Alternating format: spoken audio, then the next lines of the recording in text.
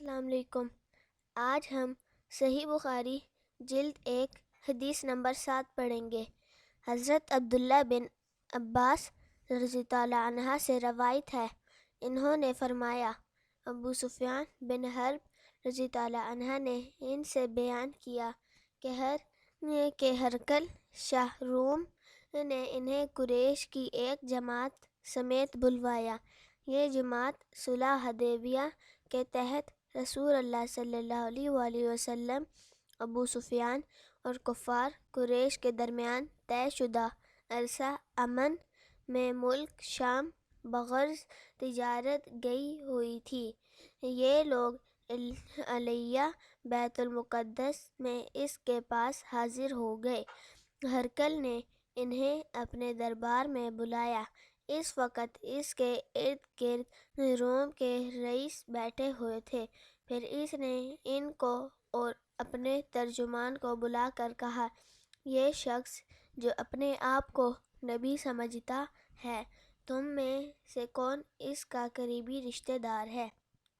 ابو سفیان نے کہا، میں اس کا سب سے زیادہ قریب النسب ہوں۔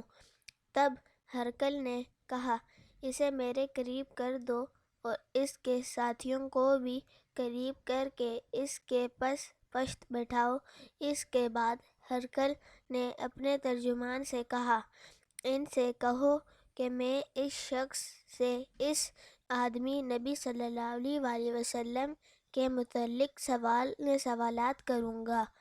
اگر یہ غلط بیانی کرے تو تم لوگوں نے اسے جھٹلا دینا ہے۔ ابو سفیان رضی اللہ عنہ کہتے ہیں، اللہ کی قسم، اگر جھوٹ بولنے کی بدنامی کا خوف نہ ہوتا تو میں آپ کے متعلق یقیناً جھوٹ بولتا۔ ابو سفیان رضی اللہ عنہ کہتے ہیں، اس کے بعد پہلا سوال جو ہرقل نے مجھ سے آپ کے بارے میں کیا، یہ تھا کہ تم لوگوں میں اس کا نسب کیسا ہے؟ میں نے کہا، وہ ہم میں اونچے نسب والا ہے۔ پھر کہنے لگا، اچھا تو کیا یہ بات اس سے پہلے بھی تم میں سے کسی نے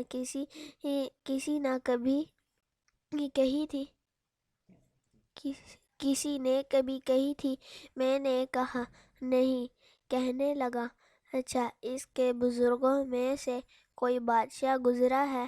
میں نے کہا، نہیں۔ کہنے لگا، اچھا یہ بتاؤ کہ بڑے لوگوں نے اس کی پیروی کی ہے یا غریبوں نے؟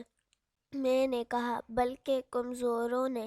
کہنے لگا، اس کے پیروکار دن بدن بڑھ رہے ہیں یا کم ہو رہے ہیں؟ میں نے کہا، بلکہ ان کی تعداد میں اضافہ ہو رہا ہے۔ کہنے لگا، کیا اس دین میں داخل ہونے کے بعد کوئی شخص اس دین کے برگزشتہ ہو کر مرتد بھی ہو جاتا ہے؟ میں نے کہا، نہیں۔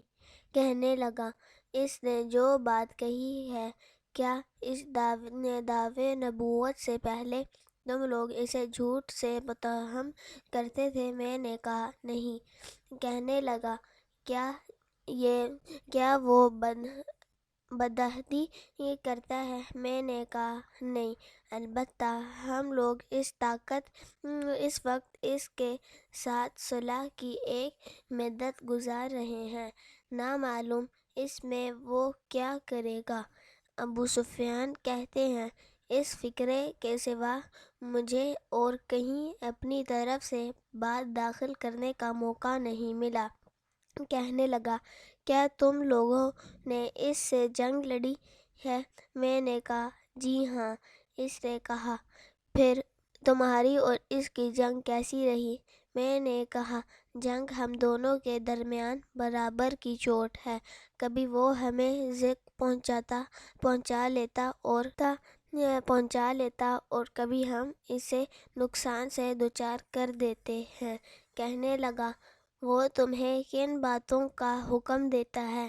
میں نے کہا، وہ کہتا ہے، صرف اللہ کی عبادت کرو، اس کے ساتھ کسی چیز کو شریک نہ کرو، اور اپنے باپ دادا کی شرکیہ باتیں چھوڑ دو، اور وہ ہمیں نماز، سچائی، پرہیزگاری، پاک دامنی اور قرابت داروں کے ساتھ حسن سلوک کا حکم دیتا ہے۔ اس کے بعد ہرقل نے اپنے ترجمان سے کہا، تم اس شخص ابو سفیان سے کہو کہ میں نے تم سے اس شخص نبی صلی اللہ علیہ وآلہ وسلم کا نسب پوچھا تو تم نے بتایا کہ وہ اونچے نسب کا ہے، اور دستور یہی ہے کہ پیغمبر ہمیشہ اپنی قوم کے اونچے نسب میں بھیجے جاتے ہیں، اور میں نے تم سے دریافت کیا کہ آیا یہ بات اس سے پہلے بھی تم میں سے کسی نے کہی تھی؟ تم نے بتلایا کہ نہیں۔ میں کہتا ہوں اگر یہ بات اس سے پہلے کسی اور نے کہی ہوتی تو میں کہتا کہ یہ شخص ایک ایسی بات کی نکالی کر رہا ہے جو اس سے پہلے کہی جا چکی ہے، اور میں نے تم سے دریافت کیا کہ اس کے بزرگوں میں سے کوئی بادشاہ گزرا ہے تو تم نے بتلایا کہ نہیں۔ میں کہتا ہوں اگر اس کے بزرگوں میں سے کوئی بادشاہ گزرا ہوتا تو میں کہتا کہ یہ شخص اپنے باپ کی بادشاہت کا طالب ہے، اور میں نے تم سے دریافت کیا کہ جو بات اس نے کہی ہے اس دعوے نبوت سے پہلے تم نے کبھی اس پر جھوٹ بولنے کا الزام عائد کیا ہے تو تم نے بتلایا کہ نہیں، اور میں اچھی طرح جانتا ہوں کہ ایسا نہیں ہو سکتا کہ وہ لوگوں پر جھوٹ باندھنے سے تو پرہیز کرے لیکن اللہ پر جھوٹ بولے۔ تو میں نے کہا سے یہ بھی دریافت کیا کہ بڑے لوگ اس کی پیروی کر رہے ہیں یا کمزور، تو تم نے بتلایا کہ نہ تو ان لوگوں کے ناتواں لوگوں نے اس کی پیروی کی ہے، اور حقیقت یہی ہے کہ اس قسم کے لوگ ہی پیغمبروں کے پیروکار ہوتے ہیں۔ میں نے تم سے پوچھا وہ بڑھ رہے ہیں یا کم ہو رہے ہیں تو تم نے بتلایا کہ ان کی تعداد میں مسلسل اضافہ ہو رہا ہے۔ در حقیقت ایمان کا یہی حال ہوتا ہے تاکہ وہ پایہ تکمیل تک پہنچ جاتے ہیں۔ پھر میں نے تم سے پوچھا کیا اس دین میں داخل ہونے کے بعد کوئی شخص متنفر ہو کر مرتد بھی ہوتا ہے تو تم نے بتلایا کہ نہیں، اور ایمان کا حال یہی ہوتا ہے کہ اس کی بشاشت خوشی جب دل میں سما جاتی ہے تو پھر نکلتی نہیں۔ اور میں نے تم سے دریافت کیا کیا وہ عہد شکنی کرتا ہے تو تم نے بتلایا کہ نہیں، اور رسول ایسے ہی ہوتے ہیں، وہ دھوکہ نہیں کرتے۔ میں نے تم سے یہ بھی پوچھا وہ تمہیں کن باتوں کا حکم دیتا ہے تو تم نے بتلایا کہ وہ اللہ کی عبادت کرنے اور اس کے ساتھ کسی کو شریک نہ ٹھہرانے کا حکم دیتا ہے، تمہیں بت پرستی سے منع کرتا ہے اور نماز، سچائی اور پرہیزگاری اور پاک دامنی اختیار کرنے کے متعلق کہتا ہے۔ لہٰذا جو نماز، سچائی اور پرہیزگاری اور پاک دامنی اختیار کرنے کے متعلق کہتا ہے، لہٰذا جو کچھ تم نے بتایا ہے اگر وہ صحیح ہے تو یہ شخص بہت جلد اس جگہ کا مالک ہو جائے گا جہاں میرے یہ دونوں قدم ہیں۔ میں جانتا تھا کہ یہ نبی آنے والا ہے لیکن میرا یہ خیال نہ تھا کہ وہ تم میں سے ہوگا۔ اگر مجھے یقین ہوتا کہ میں اس کے پاس پہنچ سکوں گا تو اس سے ملاقات کی زحمت ضرور اٹھاتا، اور اگر میں اس کے پاس مدینے میں ہوتا تو ضرور اس کے پاؤں دھوتا۔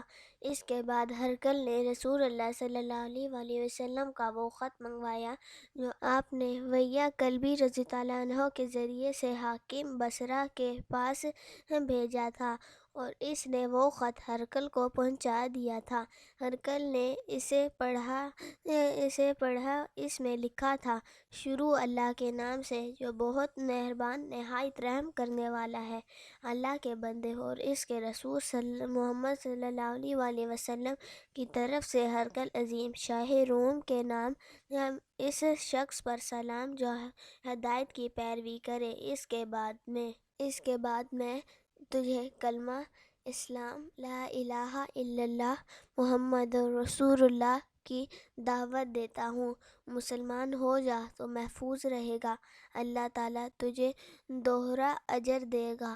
اگر تو یہ بات نہ مانے تو تیری رعایا کا گناہ بھی تجھ پر ہوگا۔ اے اہل کتاب، ایک ایسی بات کی طرف آ جاؤ جو ہمارے اور تمہارے درمیان یکساں ہے۔ ہم اللہ کے سوا کسی اور کی عبادت نہ کریں اور اس کے ساتھ کسی چیز کو شریک نہ ٹھہرائیں، اور ہم میں سے کوئی اللہ کے سوا ایک دوسرے کو اپنا کارساز نہ سمجھے۔ چنانچہ اگر یہ لوگ اعراض کریں تو صاف کہہ دو کہ گواہ رہو ہم تو فرما بردار ہیں۔ ابو سفیان رضی اللہ عنہ نے کہا، جب ہرقل جو کہنا چاہتا تھا کہہ چکا اور خط پڑھ کر فارغ ہوا تو وہاں آوازیں بلند ہوئیں اور بہت شور مچا اور ہم باہر نکال دیے گئے۔ میں نے باہر آ کر اپنے ساتھیوں سے کہا، ابو قبصہ کے بیٹے کا معاملہ بڑا زور پکڑ گیا ہے، اس سے تو رومیوں کا بادشاہ بھی ڈرتا ہے۔ اس روز کے بعد مجھے برابر یقین رہا کہ اس رسول کا دین غالب آ کر رہے گا، یہاں تک کہ اللہ تعالیٰ نے میرے اندر اسلام جاگزیں کر دیا۔ ابن ناطور جو ایلیا کا گورنر، ہرقل کا مصاحب اور شام کے عیسائیوں کا پادری تھا، بیان کرتا ہے کہ ہرقل جب ایلیا بیت المقدس آیا تو ایک روز صبح کے وقت رنجیدہ خاطر بیدار ہوا۔ اس کے کچھ مصاحب کہنے لگے، ہم دیکھتے ہیں کہ آپ کی طبیعت کچھ بجھی یہ ہے۔ ابن ناطور نے کہا، ہرقل ماہر نجومی اور ستارہ شناس تھا۔ جب لوگوں نے اس سے پوچھا تو کہنے لگا، میں نے آج رات تاروں پر ایک نگاہ ڈالی تو دیکھتا ہوں کہ ختنہ کرنے والوں کے بادشاہ کا ظہور ہو چکا ہے۔ بتاؤ ان دنوں کون لوگ ختنہ کرتے ہیں؟ مصاحب کہنے لگے، یہودیوں کے سوا کوئی ختنہ نہیں کرتا۔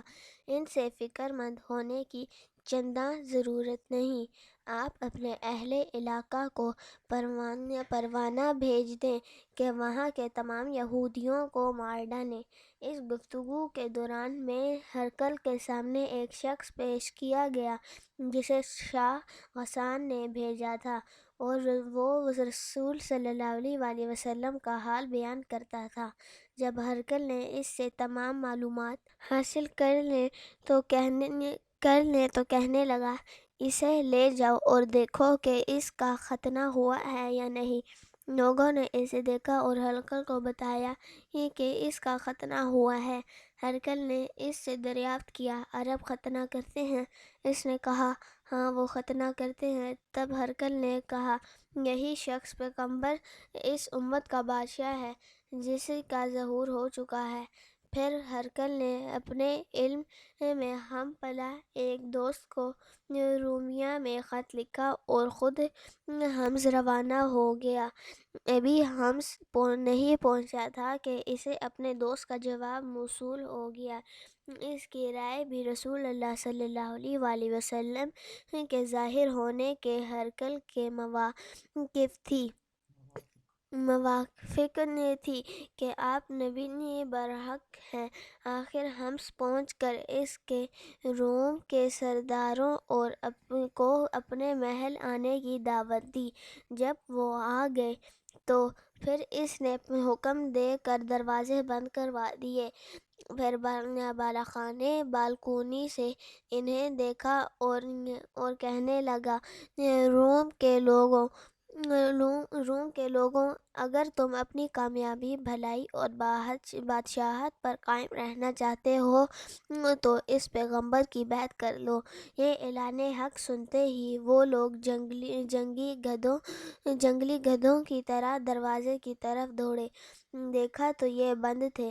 جب ہرقل نے ان کی نفرت کو دیکھا اور ان کے ایمان لانے سے مایوس ہوا تو کہنے لگا، ان سرداروں کو میرے پاس لاؤ۔ جب وہ آئے تو کہنے لگا، میں نے کہنے لگا، میں نے ابھی جو بات تمہیں کہی تھی وہ صرف آزمانے کے لیے تھی کہ دیکھو تم اپنے دین پر کس قدر مضبوط ہو۔ اب میں وہ دیکھ چکا۔ تب تمام حاضرین نے اسے سجدہ کیا اور اس سے راضی ہو گئے۔ وہ یہ ہرقل کے ایمان لانے کے متعلق آخری حالات ہیں۔ یہ روایت صالح بن کیسان، یونس اور معمر نے بھی زہری سے بیان کی ہے۔ فائدہ: ابو سفیان نے رسول اللہ صلی اللہ علیہ وسلم کو ابو قبصہ کی طرف منسوب کیا ہے کہ ابن ابی قبصہ کا معاملہ تو بہت بڑھ گیا ہے۔ دراصل عرب کا یہ طریقہ ہے کہ کسی کی تحقیر و استہزاء کے پیش نظر اسے ایسے شخص کی طرف منسوب کر دیتے ہیں جو گمنام ہو، لیکن اس مقام پر اصل بات یہ ہے کہ عرب میں ابو قبصہ نامی ایک شخص بھی گزرا تھا جس نے اپنا آبائی دین چھوڑ کر شہر ستارے کی پرستی شروع کر دی تھی۔ چونکہ ابو قبصہ نے ایک نیا دین اختیار کیا تھا، اس لیے ہر وہ شخص جو عرب کے آبائی دین سے ہٹ کر کوئی نیا دین اختیار کرتا، اسے ابن ابی قبصہ کے نام سے یاد کیا جاتا تھا۔ اس سلسلے میں کچھ اور تاویلات بھی کی گئی ہیں۔ ان تمام میں قدر مشترک یہی ہے کہ ابو سفیان نے مذاق اور حقارت سے یہ اسلوب اختیار کیا۔